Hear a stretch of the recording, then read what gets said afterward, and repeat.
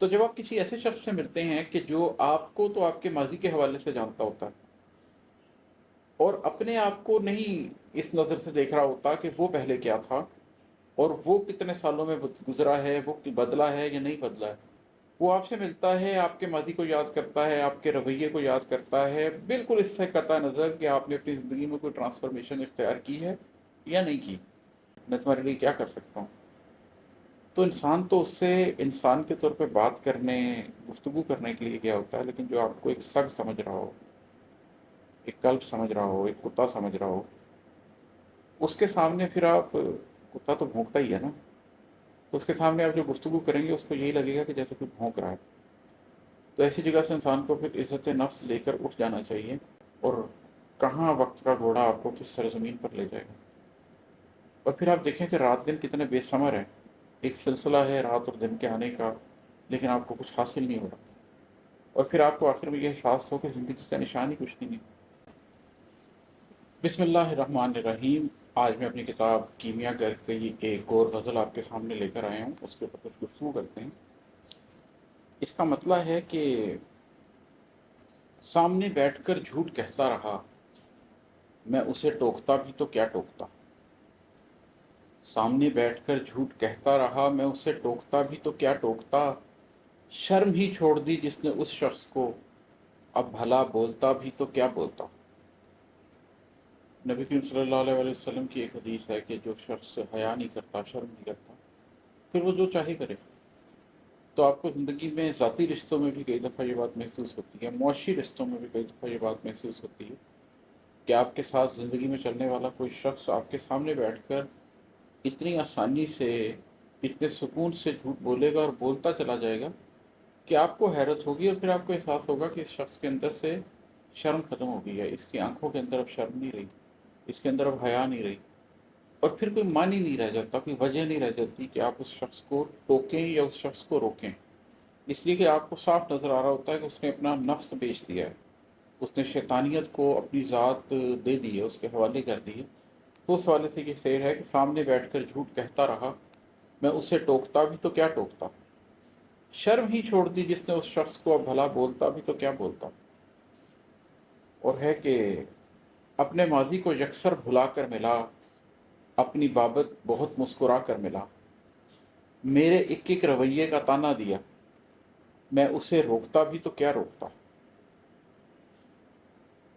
अब ज़िंदगी में कई दफ़ा ऐसा होता है कि आपको नज़र आता है कि दो तरह के लोग हैं।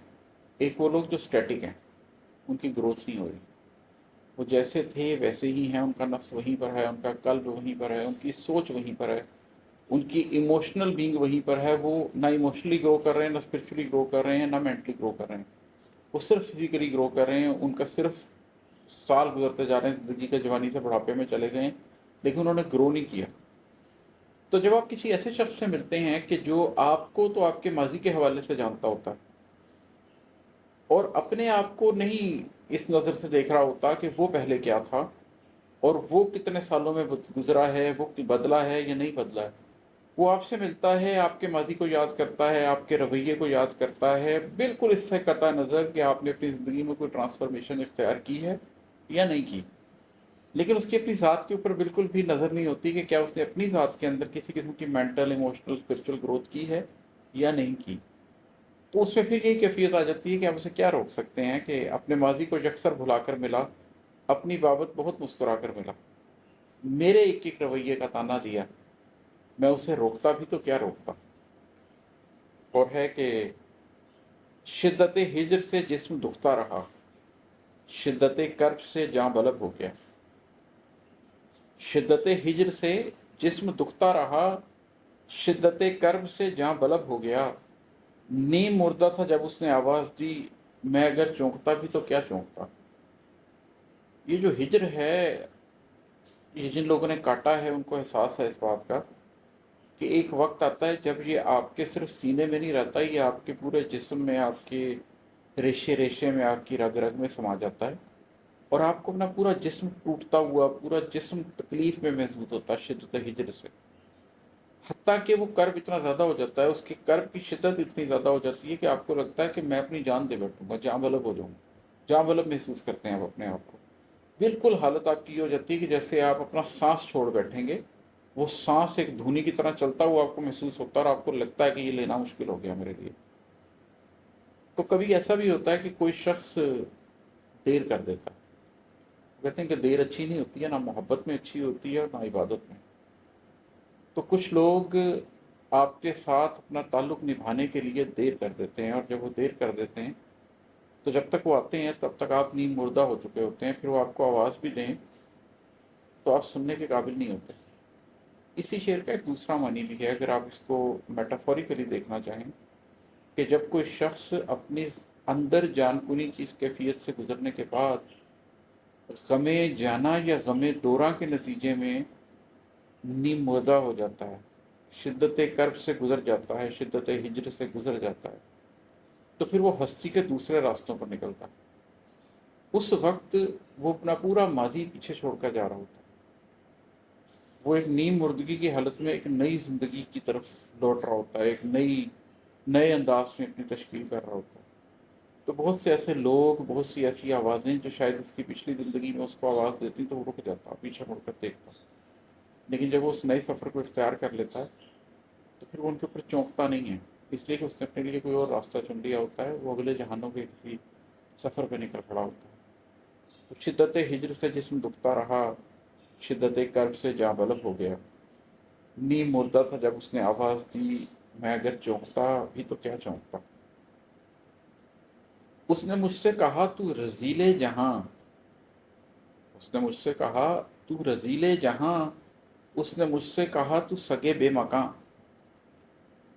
اس نے مجھ سے کہا تو رذیل جہاں، اس نے مجھ سے کہا تو سگے بے مکاں، پھر کہا بول اب مجھ سے کیا چاہیے، میں بھلا بھونکتا بھی تو کیا بھونکتا۔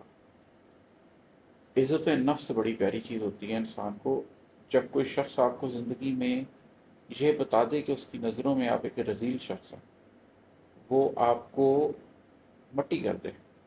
جب کوئی شخص آپ کو یہ بتا دے کہ آپ سگے بے مکاں ہیں، آپ ایک ایسے کتے کی طرح ہیں جس کے پاس کوئی در نہیں ہے جانے کے لیے، اس تذلیل سے گزرنے کے بعد، کسی نظروں میں اتنا گرنے کے بعد، پھر جب کوئی شخص آپ سے کہے کہ اچھا آپ بتاؤ میرے پاس کیا لینے آئے ہو، میں تمہارے لیے کیا کر سکتا ہوں، تو انسان تو اس سے انسان کے طور پہ بات کرنے، گفتگو کرنے کے لیے گیا ہوتا ہے، لیکن جو آپ کو ایک سگ سمجھ رہا ہو، ایک کلب سمجھ رہا ہو، ایک کتا سمجھ رہا ہو، اس کے سامنے پھر آپ، کتا تو بھونکتا ہی ہے نا، تو اس کے سامنے آپ جو گفتگو کریں گے اس کو یہی لگے گا کہ جیسے کوئی بھونک رہا ہے۔ تو ایسی جگہ سے انسان کو پھر عزت نفس لے کر اٹھ جانا چاہیے کہ اس نے مجھ سے کہا تو رذیل جہاں، اس نے مجھ سے کہا تو سگے بے مکاں، پھر کہا بول اب مجھ سے کیا چاہیے، میں بھلا بھونکتا بھی تو کیا بھونکتا۔ اور ہے کہ بے مہر راستے بے یقین منزلیں، بے مہر راستے بے یقین منزلیں، بے ثمر رات دن بے نشاں زندگی، ایک انسان بھٹک کر کہیں گم گیا، میں اسے ڈھونڈتا بھی تو کیا ڈھونڈتا۔ زندگی میں کبھی کیا ہوتا ہے کہ کوئی شخص آپ کے ساتھ چل رہا ہوتا ہے، پھر وہ آپ کی زندگی سے کھو جاتا ہے، وہ آپ کی زندگی سے نکل جاتا ہے، لیکن جب آپ اسے ڈھونڈنے کے لیے نکلتے ہیں تو آپ کو پہلی دفعہ یہ احساس ہوتا ہے کہ زندگی کے راستے کتنے بے مہر ہیں، کتنے ظالم راستے ہیں یہ، اور منزلیں کتنی بے یقین ہیں، آپ یقین سے کہہ ہی نہیں سکتے کہ کس شخص کی کیا منزل ہے۔ قرآن کریم میں اللہ تعالیٰ فرماتے ہیں نا کہ کوئی شخص نہیں جانتا کہ وہ کل کیا کرے گا، وہ کس سرزمین پر جا کر مرے گا۔ تو جب آپ کی منزلیں اتنی بے یقین ہو، آپ کو معلوم ہی نہ ہو کہ کون سی سانس آخری سانس ہے، اور کہاں وقت کا گھوڑا آپ کو کس سرزمین پر لے جائے گا، اور پھر آپ دیکھیں کہ رات دن کتنے بے ثمر ہیں، ایک سلسلہ ہے رات اور دن کے آنے کا، لیکن آپ کو کچھ حاصل نہیں ہو رہا، اور پھر آپ کو آخر میں یہ احساس ہو کہ زندگی کا نشان ہی کچھ نہیں ہے، اربوں لوگ ہیں، آ رہے ہیں جا رہے ہیں، کوئی شناخت نہیں ہے کسی شخص کی، مٹی ہوتے چلے جا رہے ہیں، بے نشان زندگی ہے۔ تو ایسے میں دو ادراک ہوتے ہیں، پہلا ادراک تو یہ ہوتا ہے کہ وہ شخص جو بھٹک گیا ہے، وہ شخص جو گم گیا ہے، اس کو میں ایسے کہاں ڈھونڈوں گا بے مہر راستوں پر، بے یقین منزلوں پر، بے ثمر رات دن میں، بے نشان زندگی کے اندر۔ دوسرا احساس آپ کو یہ ہوتا ہے کہ جب آپ زندگی کی راہوں پہ نکلتے ہیں تو آپ کو احساس ہوتا ہے کہ آپ خود بھی ایک کھوئے ہوئے ایک انسان ہیں۔ پھر یہی سوال آپ کی اپنی ذات کے لیے بھی آپ کے اندر پیدا ہو جاتا ہے کہ وہ جو میرے اندر کا انسان تھا وہ تو زندگی کے ان بے مہر راستوں، بے یقین منزلوں، بے ثمر رات دن اور بے نشان زندگی، وہ تو اس میں کھو گیا ہے۔ پھر ایگزسٹینشیل کویسچنس پیدا ہوتے ہیں، آپ جس کی تلاش میں نکلے ہوتے ہیں اس سے زیادہ آپ کو یہ لگنے لگ جاتا ہے کہ آپ کو اپنی بھی تو ایک تلاش ہے، آپ کے اندر بھی تو ایک راستہ ہے، اس کے اندر سے آپ نے اپنی کھوج بھی تو لے کر آنی ہے۔ تو پھر یہ باہر کی دنیا اور اندر کی دنیا کے اندر آپ جب اپنی تلاش کرنے کے لیے نکلتے ہیں تو پھر یہ شعر اس حوالے سے نکل جاتا ہے کہ جو احساس پیدا ہوتے ہیں، بے مہر راستے، بے یقیں منزلیں، بے ثمر رات دن، بے نشان زندگی، ایک انسان بھٹک کر کہیں گم گیا، میں اسے ڈھونڈتا بھی تو کیا ڈھونڈتا۔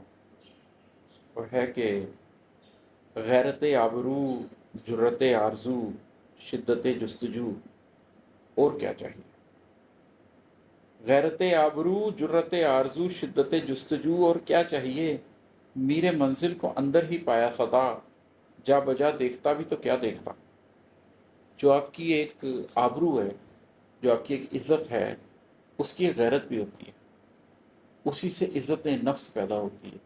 تو جب آپ کے اندر عزت نفس پیدا ہو جائے، غیرت آبرو پیدا ہو جائے، اس کے بعد آپ کے اندر کسی منزل کی آرزو جاگے، جو کہ ظاہر ہے اب ایک ایسے شخص کی آرزو ہے جس کی کوئی سیلف اسٹیم ہے، جس کی زندگی کا کوئی مقصد ہے، جو اپنی مقصدیت کو پا چکا ہے، تبھی تو غیرت آبرو رکھتا ہے اپنے اندر۔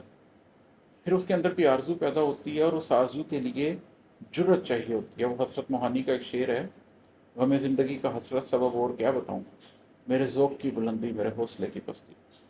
لیکن جب آپ کو لگے کہ میرے ذوق بلند ہے تو مجھے حوصلہ بھی بلند کرنا پڑے گا، اور آپ اس آرزو کو پانے کی جرت بھی حاصل کر لیں، اور پھر اس کی جستجو میں نکلیں، اور پھر آپ اپنے آپ کو پرکھیں کہ ہاں، اس جستجو میں آپ ہار ماننے والے بھی نہیں ہیں، آپ وہ ہیں جو راک سالڈ فیصلہ کر چکا ہے کہ اس نے کرنا ہے، اس کی جستجو کے اندر شدت ہے۔ تو جب غیرت آبرو، جرت آرزو اور شدت جستجو تینوں مل جائیں تو پھر پیچھے ضرورت اور کس چیز کی رہ جاتی ہے؟ پھر دنیا میں آپ کو اور کیا چاہیے؟ آپ کو مادی سپورٹ کیوں چاہیے؟ آپ کو لوگوں کی سپورٹ کیوں چاہیے؟ آپ کو میر منزل کیوں چاہیے؟ آپ کو ناخدا کیوں چاہیے؟ تو غیرت آبرو، جرت آرزو، شدت جستجو، اور کیا چاہیے؟ میر منزل کو اندر ہی پایا صدا، جا بجا دیکھتا بھی تو کیا دیکھتا۔ جب یہ سب کچھ اپنے اندر مل گیا تو پھر پتہ چل گیا کہ میں ہی میرے منزل ہوں، میں نے ہی منزل کو تلاش کرنا ہے، میں نے ہی لیڈ کرنا ہے، میں نے ہی لے کر جانا ہے۔ پھر جا بجا دیکھنا چھوڑ دیتا آدمی، پھر اپنی ذات کے اندر دیکھتا اور اپنے سفر کا آغاز کرتا اور اپنی منزلوں کے لیے خود راستے بناتا ہے، پامال زمینوں کو چھوڑ دیتا ہے۔ اور ہے کہ نیم تاریک راہوں پہ میرے سوا کارواں کا محافظ کوئی بھی نہیں۔ نیم تاریک راہوں پہ میرے سوا کارواں کا محافظ کوئی بھی نہیں، اپنے اندر سے آتی رہی یہ صدا، اس سے میں بھاگتا بھی تو کیا بھاگتا۔ یہ پچھلے شعر کے تواتر میں ہی ہے کہ جب آپ پامال زمینوں کو چھوڑ کے نکل کھڑے ہوتے ہیں اور اپنے راستے خود بناتے ہیں تو پھر آپ کو بڑی تاریکی، بڑی تنہائی سے گزرنا پڑتا ہے۔ اندر کا سفر کوئی اتنا آسان سفر نہیں ہے، ایسا نہیں ہے کہ جیسے کوئی اگربتیاں جل رہی ہیں، لوبان کی خوشبو اور آپ کسی سفید چاندنی پہ بیٹھے ہیں۔ یہ تو دشت و صحرا کا سفر ہے، یہ تو آپ کو اپنے اندر کا بنواس کاٹنا پڑتا ہے۔ تو جب آپ ان نیم تاریک راہوں پر نکلتے ہیں تو آپ کو احساس ہو جاتا ہے کہ کوئی بھی نہیں ہے اس کاروان کا محافظ، یہ جو اپنی ذات کے اندر میں ایک جہان لے کے پھر رہا ہوں، اس کی حفاظت مجھے خود ہی کرنی ہے، اپنی منزل تک مجھے خود ہی پہنچنا ہے۔ اور پھر آپ کے اندر سے جب یہ آواز آتی رہتی ہے، آتی رہتی ہے، آتی رہتی ہے، تو آپ اس سے کب تک بھاگ سکتے ہیں؟ میری ایک اور نظم ہے، آگ میں ہاتھ، اس کا پورا تناظر ہی یہ ہے کہ مجھے یہ پتہ لگ گیا تھا کہ میری زندگی کا مقصد کیا ہے، لیکن میں اس کو اوائڈ کرتا رہا، اس لیے کہ مجھے نظر آ رہا تھا کہ یہ راستہ مشکل ہے۔ آپ اس کو سن سکتے ہیں، میں نے آلریڈی ریکارڈ کروائے ہوئے۔ لیکن آخر آپ کب تک بھاگیں گے؟ کسی نہ کسی دن پھر آپ کو احساس ہو ہی جاتا ہے کہ جو آپ کے اندر کی کالنگ ہے اس کو تو رپلائی کرنا ہی پڑے گا۔ آپ کے اندر سے جو آواز آ رہی ہے کہ تم نے کوئی بڑا کام کرنا ہے، وہ تو آپ کو کرنا ہی پڑے گا۔ تو آخر کار جب آپ کے اندر سے صدا آتی رہتی ہے تو پھر آپ سے بھاگ تو نہیں سکتے نا۔ تو نیم تاریک راہوں پہ میرے سوا کارواں کا محافظ کوئی بھی نہیں، اپنے اندر سے آتی رہی یہ صدا، اس سے میں بھاگتا بھی تو کیا بھاگتا۔ اور مکتا ہے کہ زخم دل سل گئے، چشم نم سو گئی۔ زخم دل سل گئے، چشم نم سو گئی، آہ دم رک گئی، حالت غم گئی۔ زندگی سے عماد اور کیا مانگتا، تو بتا چاہتا بھی تو کیا چاہتا۔ زندگی میں بڑے زخم ملتے ہیں انسان کو، اور اسے لگتا ہے کہ یہ زخم اب کبھی بھی مندمل نہیں ہوں گے، یہ گھاؤ کبھی بھی نہیں بھریں گے، لیکن وقت بڑا مرہم ہے۔ ایک وقت آتا ہے کہ زخم دل سل جاتے ہیں، آپ بڑے سے بڑے غم کے باوجود دوبارہ مسکرا اٹھتے ہیں، دوبارہ ہنس پڑتے ہیں، کسی نہ کسی طریقے سے اس غم کو امپریس کر لیتے ہیں۔ میری بھی زندگی میں ایک وقت آیا کہ زخم دل سل گئے، چشم نم سو گئی، وہ آنکھ جو ساری ساری رات روتی تھی اور لگتا تھا اسے کبھی چین نہیں آئے گا، سرخ بوٹی کی طرح ہو جاتی تھی اور روتی رہتی تھی، روتی رہتی تھی، روتی رہتی تھی، آپ کو لگتا تھا اس میں سے آنسوں کی جگہ خون آنا شروع ہو جائے گا۔ آخر کار وہ آنکھ بھی سوکھ جاتی ہے اور سو جاتی ہے۔ کسی دن رات کے آخری پہر اس آنکھ کو بھی سکون مل ہی جاتا ہے، چشم نم بھی سو ہی جاتی ہے۔ آہ دم رک گئی، وہ جو آپ کے دم کے ساتھ ایک آہ ہوتی ہے، ہر سانس کے ساتھ ایک آہ نکل رہی ہوتی ہے، آخر کار کہیں نہ کہیں یہ ہوتا ہے کہ آپ کی سانس بھی نرم ہو جاتی ہے، اس میں سے آہ نکلنے لگ جاتی ہے، ختم ہو جاتی ہے، اور وہ جو حالت غم ہے آپ کے اندر وہ بالآخر ختم ہو جاتی ہے۔ وہ محسن نقوی صاحب کا ایک بڑا پیارا شعر ہے کہ مدتوں بعد اسے سامنے پا کر اس رات اتنا رویا تھا کہ سوچوں تو ہنسی آتی ہے۔ تو ایک دفعہ ہجر کا غم بھی ہوتا ہے، پھر بہت سالوں بعد آپ کسی کو سامنے پا کر بہت روتے بھی ہیں، لیکن پھر کبھی وہ وقت بھی آتا ہے کہ آپ اس بات کو یاد کر کے بھی ہنس پڑتے ہیں کہ یار میں کتنا رویا تھا۔ تو یہ زندگی کی سٹیجز ہیں، تو میں بھی ان سٹیجز سے گزرا، حتیٰ کہ ایک وقت آیا کہ مجھے احساس ہوا کہ زخم دل بھی سل گئے ہیں، چشم نم بھی سو گئی ہے، آہ دم بھی رک گئی ہے، حالت غم بھی ختم ہو گئی ہے۔ اور پھر میں نے اپنے آپ سے سوال پوچھا کہ اماد، زندگی میں بہت سے لوگوں کو تو ان کے دل کے زخم کھا جاتے ہیں، ان کی روتی ہوئی آنکھ کھا جاتی ہے، ان کی سانسوں کی آہ کھا جاتی ہے، تو ان سب سے نکل کے بچ کے آ گیا ہے۔ اللہ نے تجھے دوبارہ غموں میں سے نکال کر ایک نشاط دی ہے، اللہ نے تیرے دل کے اندر، تیرے قلب کے اندر ایک روشنی جگا دی ہے۔ اب اس سے بڑھ کے تو زندگی سے کیا مانگے گا؟ زندگی کی اس معنویت، مقصدیت اور اس نور سے بڑھ کر زندگی سے کیا مانگا جا سکتا ہے؟ تو یہ اس تناظر میں ہی شعر ہے کہ زخم دل سل گئے، چشم نم سو گئی، آہ دم رک گئی، حالت غم گئی، زندگی سے اماد اور کیا مانگتا، تو بتا، چاہتا بھی تو کیا چاہتا۔ بہت شکریہ، السلام علیکم۔